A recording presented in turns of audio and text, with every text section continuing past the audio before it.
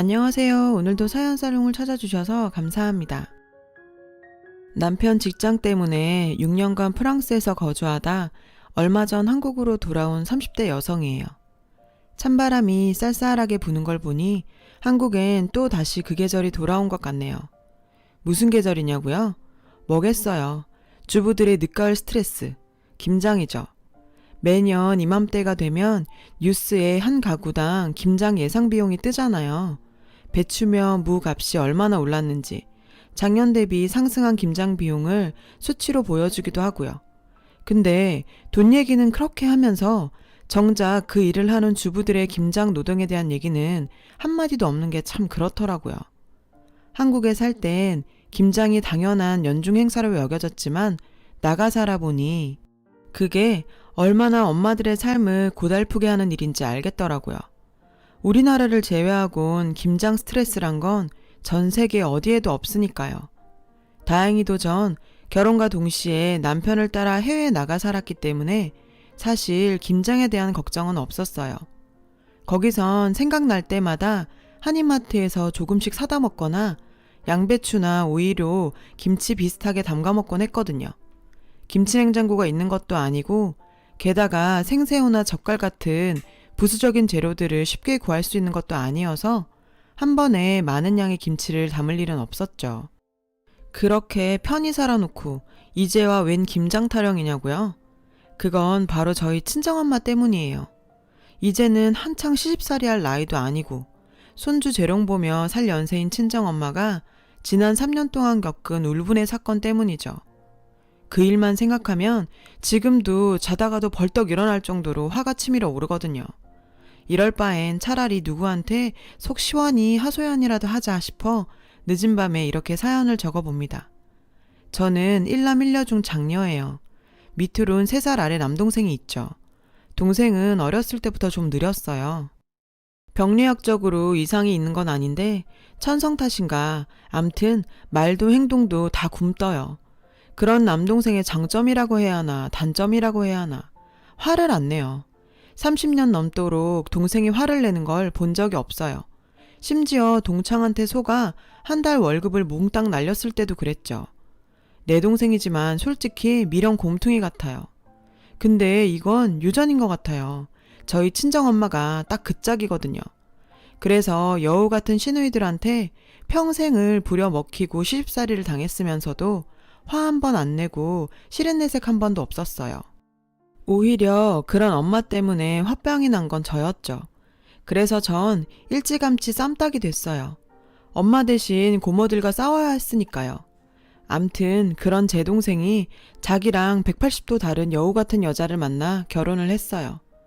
전 동생 결혼식 때 처음 올케를 봤는데요. 애교가 어찌나 많은지 말도 못해요. 그러면서도 자기 할 말 따박따박하고 남이 걸 뺏었으면 뺏었지 절대 자기 거 뺏길 타입은 아니더라고요. 차라리 다행이다 생각했어요. 사실 늘 동생이 걱정이었거든요. 착한 건 좋은데 맨날 남들한테 이용만 당하고 사니까요. 자기 걸 뺏기기 일쑤고 남들한테 치이고 밀리는 건 다반사였죠. 그래도 여우 같은 아내가 옆에 있으면 뺏긴 것도 되찾아올 것 같고 남들한테 이용당할 일도 없을 것 같았어요. 게다가 무엇보다도 살가운 며느리가 곁에 있으면 친정엄마도 덜 적적하시고 덜 외로우실 것 같았거든요. 그래서 철철이 동생 선물은 안 챙겨도 올케 선물은 챙겨왔어요.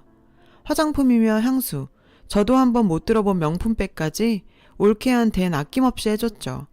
제가 한국 들어갈 때까지 저희 엄마 좀 잘 부탁한다는 심정으로요.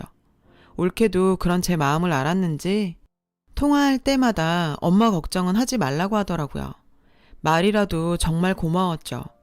그런데 이게 다 쇼였더라고요. 아, 진짜 여우 같은 것. 남편 회사에서 한국 발령이 확정되기 몇 개월 전이었어요. 이종 사촌이 출장차 프랑스 온 김에 저희 집에 들렀더라고요. 마침 크리스마스도 얼마 안 남았겠다. 전 사촌을 데리고 크리스마스 마켓을 찾았죠. 거기서 전 친정엄마랑 남동생, 올케한테 보낼 선물을 골랐어요. 사촌동생 편에 보내려고요. 평소대로 올케 선물은 제일 비싼 걸로 골랐죠. 그랬더니 사촌동생이 그러더라고요. 언니, 이 비싼 걸 올케 주려고? 미쳤다. 나 같으면 욕이나 한 바가지 퍼부어주겠구만. 뭐? 아니 우리 올케가 뭘 잘못했다고 욕을 퍼붓니? 너 웃긴다. 전 사촌동생한테 버럭 화를 냈어요. 그랬더니 언니 정말 아무것도 몰라? 이모 김장 담그다 쓰러진 것도? 맙소사. 전 그날 사촌동생으로부터 충격적인 얘기를 전해 들었어요. 지금껏 나만 모르고 있던 우리 엄마의 눈물겨운 김장 얘기를요. 그리고 그 사건의 가해자는 바로 제 올케였죠. 제가 없는 동안 올케는 김장 때마다 저희 친정엄마한테 김장김치를 담가달라고 했다나 봐요. 어머님, 저희 김장김치 좀 담가주세요. 우리 그이 먹일 김치인데 어머님이 담가주셔야죠. 그이가 어머님 김치만 찾는 걸 어쩌겠어요. 담가주실 거죠? 올케가 시집 온 그해 김장날 아침 일찍 저희 엄마한테 전화해 이랬다지 뭐예요. 여우처럼 살살거리며 말은 했지만 골자는 당신 아들 먹을 김치니 당신이 직접 담그라는 통보였던 거죠. 아들 먹일 거라는 며느리의 말에 친정엄마는 안 그래도 나눠주려고 준비했다고 하셨고요. 엄마 생각엔 배추 30포기 담아 한 10포기 정도 나눠주면 되겠다 싶으셨던 거죠. 그랬는데 다음 날 친정 오빠를 데리고 올케가 왔더래요. 남동생은 출근하고 없어서 자기 오빠가 대신 김치 날라주기로 했다고요. 그리곤 김치 한 통만 남기곤 싹 다 가져갔대요. 어머님, 혼자 드실 건 한 통이면 되죠? 이러면서 말이죠. 엄마는 사돈 앞이기도 하고 아들내외 먹을 건데 뭐라고 하기도 그래서 그러라고 하셨고요. 김치는 그렇다 치고 황당한 건 김치를 30포기나 가져갈 거면 지가 와서 일을 돕던지 할 일이지 코빼기도 안 보이고선 게다가 배춧값도 하나 안 주고 가더랍니다. 그뿐인 줄 아세요? 이듬해엔 한술 더 떠선 어머님, 올해는 50포기 담아주세요. 작년엔 좀 모자랐어요. 이러더래요. 근데 우리 엄만 또 그 말을 듣곤 배추를 50포기나 사다가 혼자서 이틀에 걸쳐 김치를 만들어줬다지 뭐예요. 이번에도 김장날 코빼기도 안 비치곤 다 담고 나니까 친정오빠 앞세우고 와선 김치통 하나 달랑 남기곤 또 다 가져갔대요. 10원짜리 한 장 안 주고서요. 적지 않은 연세에 이틀 내내 김장 담그느라 고생은 고생대로 하고 돈은 돈대로 쓴 엄마는 누구한테 말도 못하고 쏘가리하다 마침 김장김치 맛 좀 보려고 찾아온 둘째 이모한테 하소연을 하신 거죠. 사촌동생도 그때 이모한테 얘기를 전해 듣고 알게 된 거고요.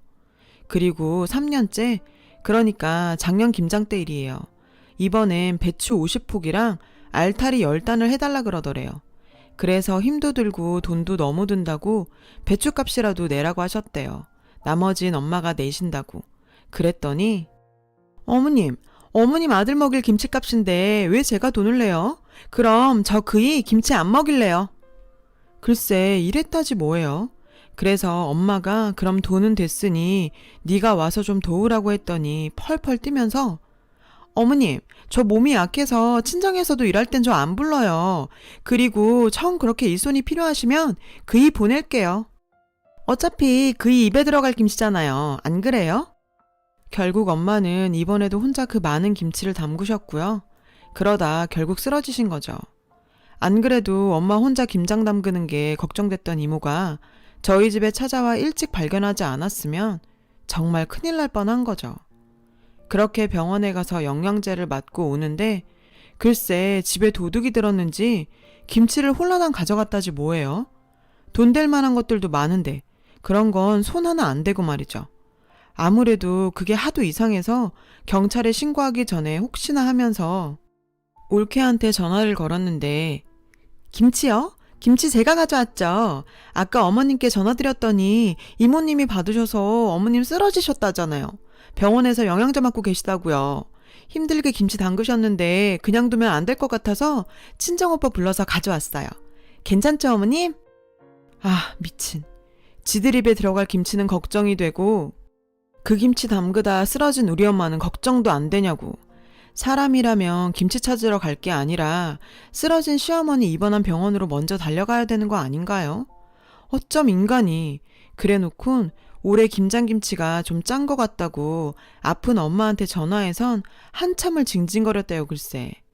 사촌동생한테 이 얘기를 전해 듣는 내내 정말이지 혈압이 올라서 당장이라도 전화에 한바탕 퍼붓고 싶더라니까요.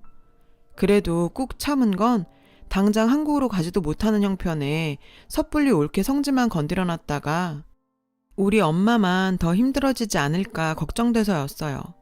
그래서 남편 회사로부터 한국행이 결정됐다는 얘기를 듣자마자 이 여우 같은 올케한테 한바탕 해줄 계획을 세웠죠. 비록 몸은 먼 곳에 있지만 요즘 같은 시대엔 그런 건 문제가 아니잖아요. 랜선 뒷조사도 가능하니까요. 드디어 한국에 도착하던 그날 전 남편과 애들은 친정에 보내놓곤 바로 사돈댁으로 향했어요. 그간 올케한테 너무 고마운 게 많아서 사돈댁에 선물 전해드리려고 그런다 핑계를 댔더니 올케가 엄청 좋아하더군요. 자기도 남편이랑 바로 오겠다고요. 사돈 내외는 올케한테 연락을 받았는지 엄청 절 반겨주셨죠.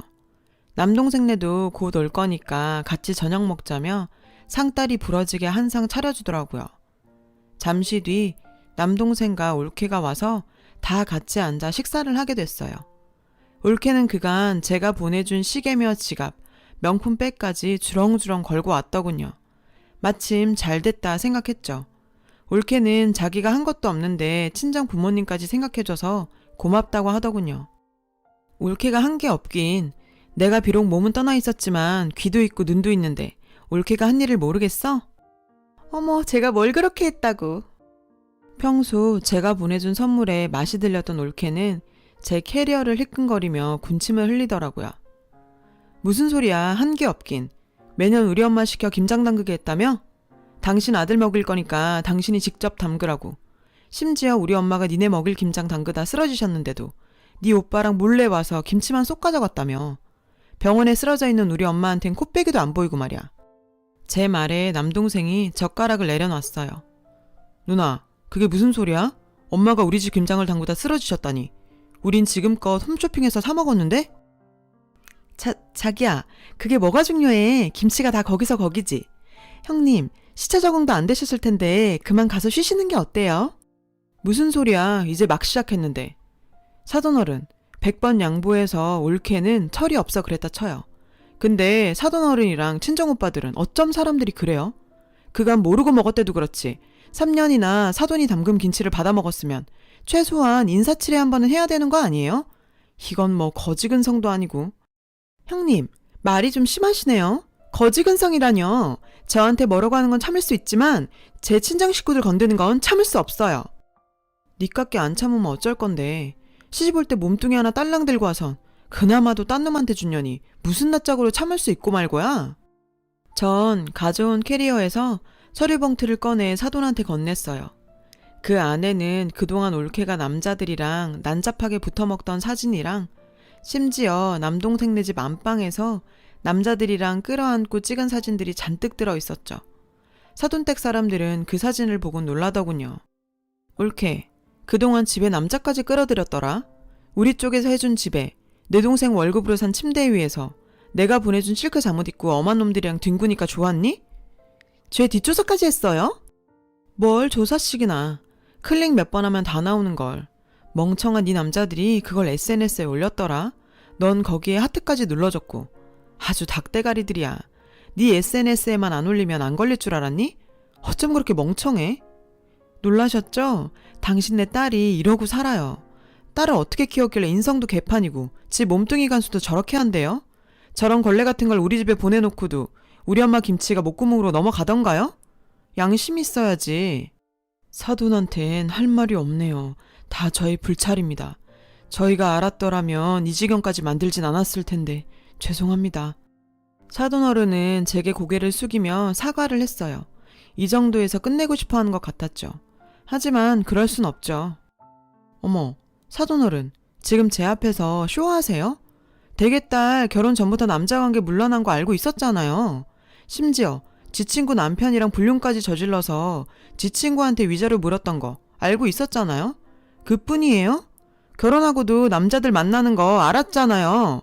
딸년이 상간남이랑 여행 가는 거 알면서 자기랑 가는 거라고 사위한테 거짓말해놓곤 몰랐다고요?